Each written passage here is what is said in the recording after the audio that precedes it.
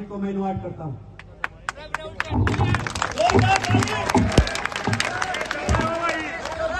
बाबा सोमनाथ महाराज की, मेरे 24 सिंह और अधगमा की।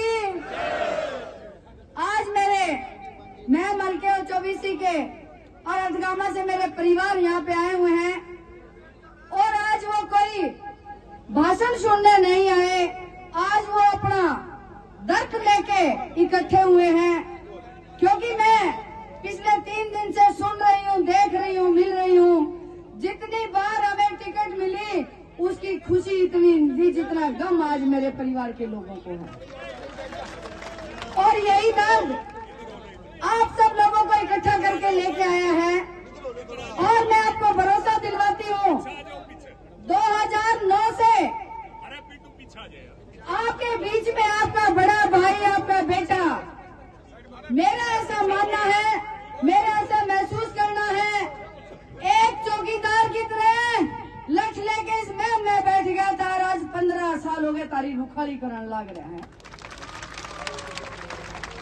क्योंकि जो आपने समय देखा और वो समय 2009 से पहले का था, जो यहाँ पे डर का माहौल था और सारे मेरे परिवार के लोग सहमे हुए रहते थे।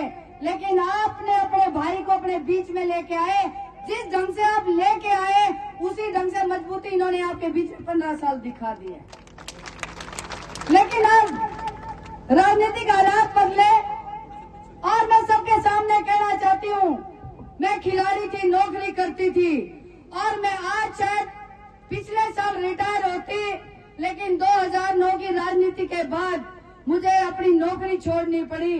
और नौकरी छोड़ने के पीछे यही कारण था, अगर शमशेर सेवा करने लग गया है तो मुझे भी मेरे परिवारों की सेवा करनी चाहिए।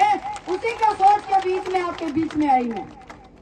लेकिन अब 15 साल बीत गए और 2009 की लड़ाई इसी गांव से, इसी जगह से, बाबा सोमनाथ के मंदिर से शुरू हुई थी। और खरकड़ा गांव उठ के, जैसे शमशेर जी ने कहा, ब्रह्मा गांव में गया और फिर बराण में गया, करते करते पूरा हल्का छान लिया और सभी लोगों ने भरपूर साथ दिया। आपने कोई कसर नहीं छोड़ी और इलेक्शन ऐसा लड़ दिया कि पूरा हरियाणा नहीं, पूरा भारत इसकी जय बोलने लग गया। इलेक्शन लड़ना हो तो मैं मारा की दाल लड़ू। और वो अपने काम भी किया, लेकिन उसमें हार का सामना देखना पड़ा।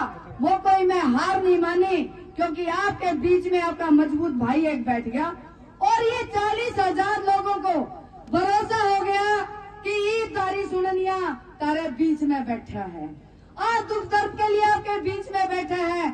और मैं भी नौकरी करते करते तसल्ली में तो आ गई, लेकिन अपनी नौकरी छोड़ के अब जो सक्रिय हुई हूँ, जब भी इलेक्शन होते थे परिवार की तरह मैं आपके बीच में आती थी, 4 महीने और 5 महीने। लेकिन जब भी इलेक्शन लड़ते भाई ने क्या आता है, यह राष्ट्रीय पार्टी है, पार्टी की टिकट भी आई, इलेक्शन भी लड़ा, ऊपर नीचे सरकार बीजेपी की, शमशेर खरकड़ा फिर हार गया, फिर टिकट आई, ऊपर नीचे सरकार, फिर इलेक्शन लड़ा, फिर शमशेर खरकड़ा हार गया। इसका मतलब हमारी मजबूती में थोड़ी सी कसर तो जरूर है, आपने मानना पड़ेगा, हमने भी मानना पड़ेगा, आपने भी मानना पड़ेगा।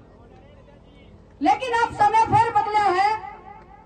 मुझे सरकार ने, मुझे मजबूत आदमियों ने मेरे घर पे आके 2 साल तक ये कहते रहे, शमशेर खरकड़ा की बजाय राधा तना आगे आना पड़ेगा। और मैं मना करती रही कि शमशेर खरकड़ा एक ही आदमी बहुत है, पूरा परिवार राजनीति में आना ठीक नहीं है।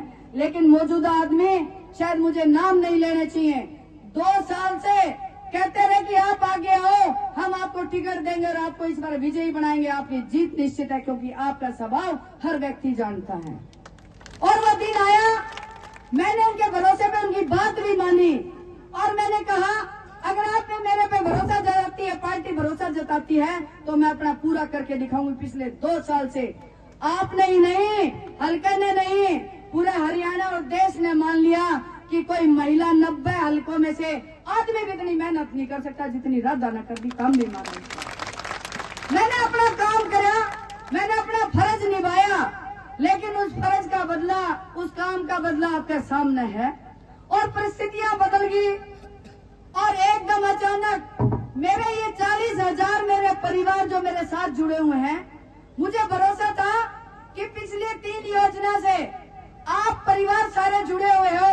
इस बार जो महिलाएं, जो बहनों ने मेरा साथ दिया, आपसे 10,000 वो महिलाएं अलग है जिनके परिवार मेरे साथ नहीं जुड़े हो। तो जोड़ के देखो आप कितनी महिलाएं हैं।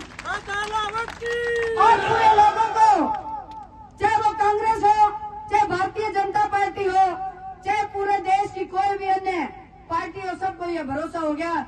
इस बार 2 साल से मैं गांव-गांव जा रही हूँ। मुझे बुजुर्ग हो, नौजवान हो, बहन हो, एक बात तो क्या कर दी, बेबे सबने मौका मिल गया, इसका तने भी देवांगे, सबने मौका मिल गया तने भी देवांगे। और भी क्या कर दी, सारी महिला मेरे साथ चल के क्या कर दी, बोला अब की बार रद्दा पार, अब की बार रद्दा पार। यो नारा सुन के मुझे अच्छा लगने लग गया, और लेकिन साथ भी बहुत मिला और यही फैसला लिया गया। तभी तो महिलाओं की पंचायत हुई, क्योंकि मैं सुनती थी, मैं मलका की जो पंचायत है पूरे देश में मशहूर है।